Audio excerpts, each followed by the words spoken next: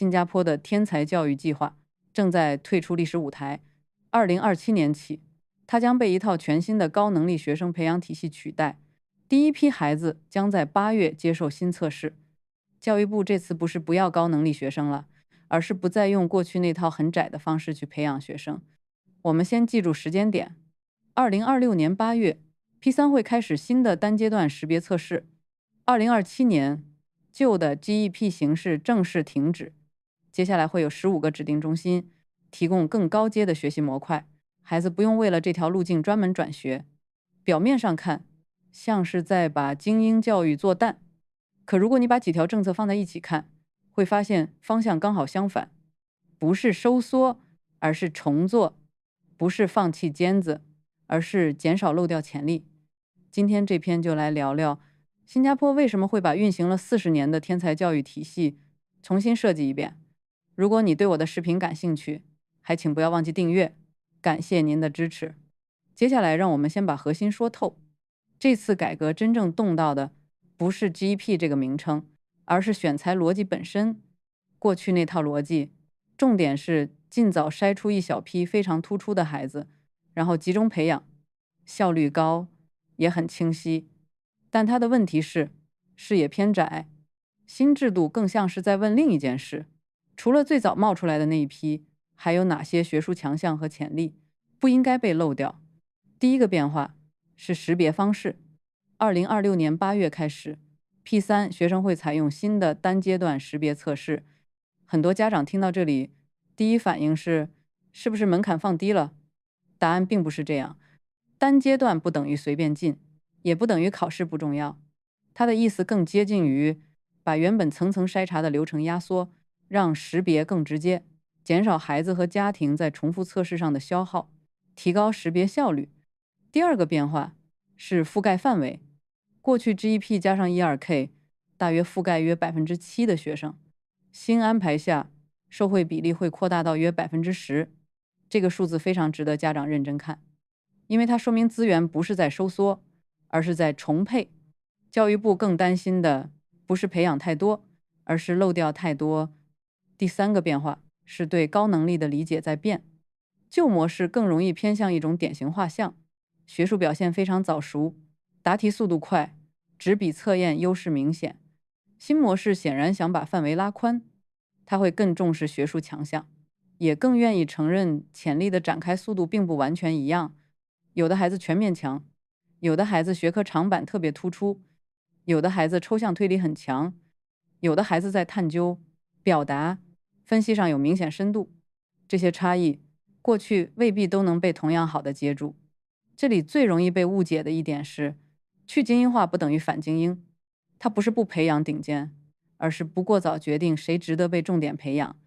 对一个现代社会来说，真正高风险的从来不是没把最尖的1%找出来，而是用过窄的标准把一批未来可能非常强的人提早排除掉。如果这次改革里只能挑一条最有体感的变化，我会选这一条：孩子强不必离开原校。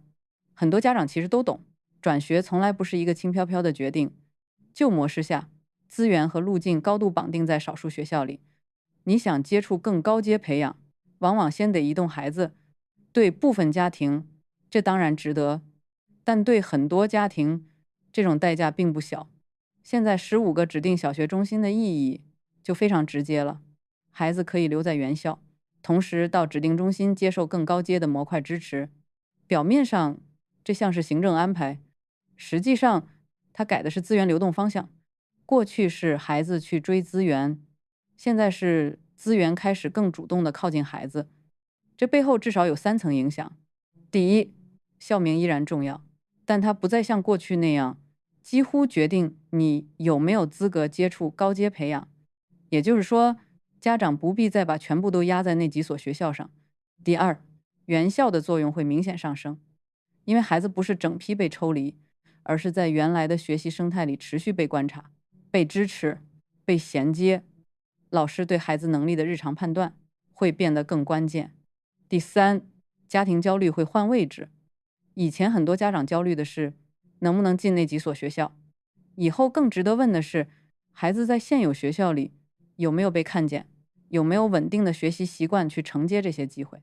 这次改革最聪明的地方，不是把高能力培养做淡，而是把它做成一个对普通家庭更可进入的系统。它保留拔尖，也降低摩擦。对新加坡这种既追求效率，又必须照顾社会流动感受的社会来说，这一步非常关键。那家长现在最该做什么？我的建议很明确，别再把教育规划做成等结果的模式，要开始主动为孩子建立能力档案。我们先把时间线讲清楚。2026年8月 ，P3 会有新的单阶段识别测试。2027年旧 GEP 形式停止，再往后，中学后教育申请也在继续简化和衔接。把这些放在一起看，你会发现新加坡正在把人才识别、培养和升学做成一条更连续的链。所以家长的准备也不能只围着一次考试转。第一件事，看总分，更要看结构。孩子是不是特别会抓规律？是不是遇到陌生题不容易乱？能把自己的推理说清楚？对复杂文本有耐心？很多真正有后劲的孩子，未必每次都最亮眼，但他们在这些地方会很稳定。第二件事，别把全部资源都压在机械刷题上。如果孩子已经有明显学术强项，你更该给的是深度、更高质量的阅读、更复杂的问题、更长时间的专注、更有挑战的表达和探究。因为高能力培养真正看的不只是会不会做，而是能不能往深处走。第三件事，开始用长期视角看竞争，未来越来越像长期记录，不是单次认证。也就是说，孩子有没有持续表现出某种强项，能不能在不同阶段被看见，会越来越重要。这里有2个误区，我想直接帮家长们避开。第一个误区是覆盖扩大到约10%，是不是以后就容易很多？不是，覆盖扩大代表机会更多，不代表标准消失。第二个误区是不转学了，是不是在原校轻松一点也没关系？也不是，路径变柔和不等于要求变低，真正被放大的是持续性，不是侥幸。所以如果你家孩子现在在 P1 到 P4，与其反复问要不要拼一个标签，不如先认真回答3个问题：他的强项到底在哪里？这个强项有没有被稳定训练？你现在做的安排是在放大他的能力，还是只是在放大你的焦虑？所以这条新闻真正值得家长重视的，不是 GEP 这几个字要不要保留，而是新加坡正在用自己的方式重写一套更宽、更稳，也更不容易漏人的育才系统。他没有放弃精英，他是在把人才池做厚，把支持网络铺开，把孩子被看见的时间拉长。对家长来说，接下来最该升级的不是焦虑强度，而是判断力。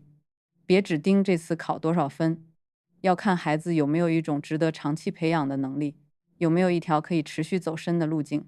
也欢迎在评论区告诉我，你最关心这次改革的哪一部分？是15个中心会怎么运作，还是未来升学路径会怎么接？如果你想看我继续拆解新加坡教育，记得订阅频道。下一期我们把这套新系统继续讲透。